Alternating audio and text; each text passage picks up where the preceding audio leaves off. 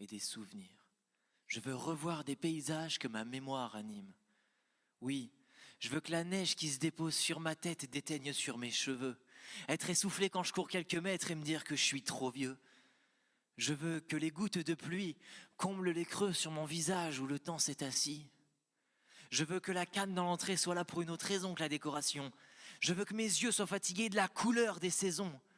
Je veux que mon dos soit plié sous le poids des années et que mes jambes aient du mal à me porter. Pour comprendre que les 20 ans, ça fait bien le double que je ne les ai plus et que mes petits-enfants ne les ont pas encore eus.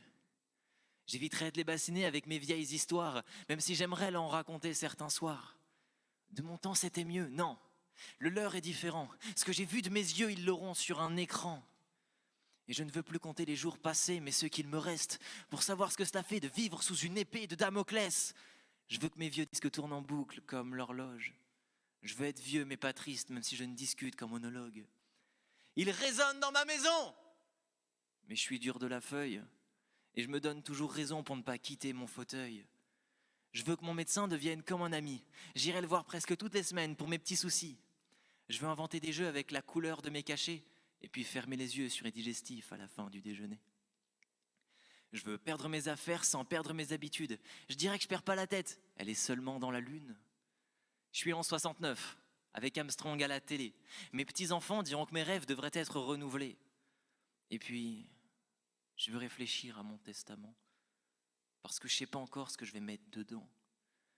J'écrirai un mot joyeux pour les cœurs un peu trop pleins. Je dirais que je pars heureux alors qu'à ce moment-là, j'en sais rien.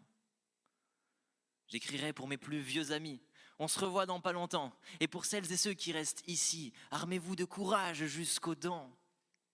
Enfin, le message le plus important sera pour mes petits-enfants. Si vous saviez, mes petits, j'ai perdu mon temps à attendre qu'ils passent. Alors pendant que les secondes font des tics et des tacs, la tactique pour être au taquet dans la vie, c'est de continuer malgré les défis. C'est de se relever quand on tombe, mais pour commencer, se lever du lit avant de se coucher dans la tombe. Essayez même l'impensable, tant que vous aimez le faire. Il n'existe que l'improbable, l'impossible c'est pour les terre à terre alors. Je laisse ma place dans le cinéma de la vie.